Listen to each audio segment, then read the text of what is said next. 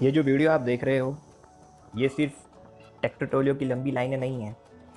ये किसानों की और उस फसल की दुर्दशा है जो फसल जाटलैंड में फसल से ही बढ़कर है, जो फसल यहाँ की राजनीति की दिशा और दशा तय करती है और जो फसल सरकार बनाने और गिराने का मादा रखती है। जी हाँ, हम बात कर रहे हैं गन्ने की फसल की। गन्ने की फसल पश्चिमी उत्तर प्रदेश में 45 लाख किसानों की आय का स्रोत है और इस फसल को हमारे पूर्वज 10वीं सदी से भी पहले से उगाते आ रहे हैं।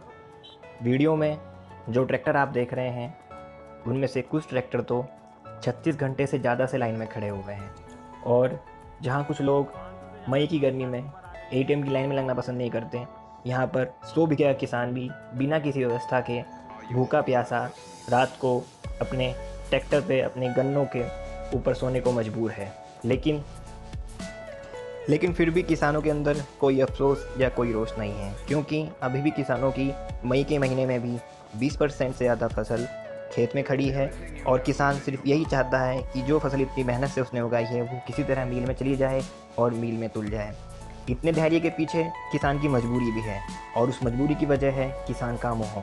आखिर इतनी दुर्दशा के बाद भी किसानों का इस फसल के प्रति इतना मोह क्यों है? इस मोह की भी बहुत सी वजह हैं, जैसे कि गन्ने का एक निश्चित रेट होना और ये फसल सूखा, बाढ़ और आग सब कुछ झेल कर भी खड़ी रहती है, जबकि बाकी फसलें प्रकृति की मार नहीं झेल सकती है। दूसरा वजह है गन्ने की फसल पशुओं के चारे के लिए एक लंबी व्यवस्था करती है और किसान पशुपालन आसानी से कर सकते हैं। और तीसरी वजह है ये मान के चलना कि गन्ने का खेती करना फ़ायदे का सौदा है, जो कि तकनीकी रूप से अब रह नहीं गया है। और एक और वजह है कि उत्तर प्रदेश में, खासकर पश्चिमी उत्तर प्रदेश में गन्ने की खेती करना किसानों के लिए गर्व की बात है। यहाँ पर दूसरी फसल उगाने वाले किसानों को उतना सम्मान नहीं दिया जाता जितना एक गन्ने की खेती करने वाले किसान को दिया जाता है। एक दौर था जब किसान मिलों पर इतना आश्रित नहीं था और मिल प्रशासन सब किसान की सुनते थे। उस दौर में किसानों के पास अच्छे नेता थे और गन्ना एक बहुत बड़ा मुद्दा हुआ करता था। लेकिन आज राजनीति सिर्फ हिंदू मुस्लिम तक सिमट कर रह गई है और किसानों के पास कोई अच्छा नेता नहीं रह गया है। जो नेता हैं भी, वो नेता एक गन्ने के 1 क्विंटल के भाव से कम में बिक जाते हैं। शुगर मिल्स पर किसानों का अभी भी 12,500 करोड़ रुपया बकाया है और इस बकाया को लेकर किसी के पास कोई पॉलिसी नहीं है। हालांकि सरकार का आदेश है कि 14 दिनों के अंदर पूरा भुगतान मिलना चाहिए किसानों का, पर आदेशों पर अर्थव्यवस्था चलती कहाँ है? गन्ने की अर्थव्यवस्था गन्ने की तरह मजबूत नहीं है। पश्चिमी उत्तर प्रदेश में सन 2014-15 में 1 बीघा में 52 क्विंटल गन्ना की पैदावार होती थी, जो इस वर्ष बढ़कर 62 क्विंटल पर बीघा हो गया है।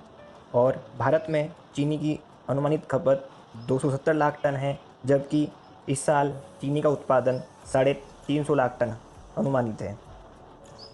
मतलब भारत अपनी खपत से ज़्यादा चीनी का उत्पादन करता है और उत्पादन लागत अधिक होने की वजह से विश्व बाज़ार में अपनी चीनी का निर्यात नहीं कर सकता, क्योंकि विश्व में ब्राज़ील और क्यूबा जैसे देशों का दबदबा है, जहां पर क्विंटल शुगर रिकवरी भारत से ज़्यादा है और उनकी चीनी सस्ती भी होती है। लेकिन फिर भी सरकार और किसान इसके बारे में कुछ नहीं सोच रहे हैं और गन्ने का उत्पादन हर साल बढ़ता जा रहा है, जिसकी वजह से गन्ने की दुर्दशा आप देख रहे हैं। गन्ने की फसल का एक और पहलू है जिसकी तरफ कोई ध्यान नहीं दे रहा है।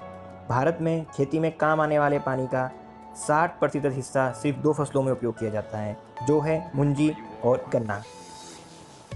मतलब बदलते मौसम से जहां सारा भारत पानी की कमी से जूझ रहा है, वो दिन दूर नहीं जब पश्चिम उत्तर प्रदेश में भी पानी की भारी कमी आने वाली है। लेकिन सरकार किसानों को गन्ने के अलावा किसी दूसरी फसल के लिए प्रोत्साहित नहीं कर रही है और ये भविष्य के लिए बहुत चिंताजनक है। तो सरकार सो रही है और शुगर इंडस्ट्री पर दबाव बढ़ता जा रहा है और साथ ही किसानों को और दबाया जा रहा है। लेकिन दबाव की भी एक सीमा होती है और उम्मीद करते हैं कि जल्द ही एक किसान आंदोलन जम लेगा, जिस आंदोलन से फिर कोई चौधरी चरण सिंह जैसा नेता निकलेगा जो किसानों के हित की बात करेगा और किसानों को इस दुर्दशा से बचाएगा। लेकिन तब तक किसानों को सर छोटू राम की इस बात पर अमल करना चाहिए। सर छोटू राम कहते थे, हे मेरे भोले किसान, मेरी 2 बात मान ले, एक तो बोलना सीख ले और दूसरा दुश्मन को पहचान ले।